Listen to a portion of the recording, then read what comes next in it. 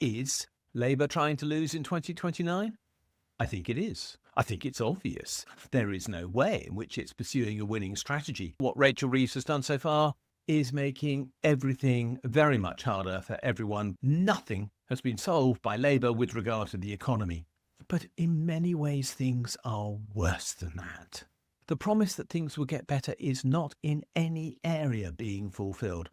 The claim that the NHS is better is nonsense, and we're heading for another reorganisation of the NHS, which is going to create more mayhem, and Labour's promise to build hundreds of thousands of new houses is so far looking like nothing better than a statement on a piece of paper. There are people sitting on housing lists, desperate for a decent home for their family.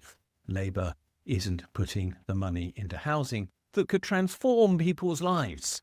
And all of that is creating anger.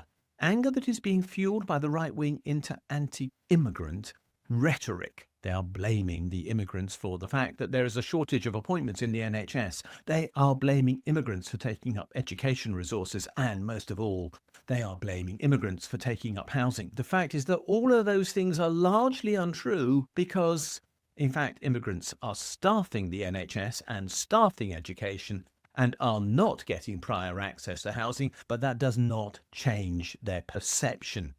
People are angry, and they're angry because they're not being heard.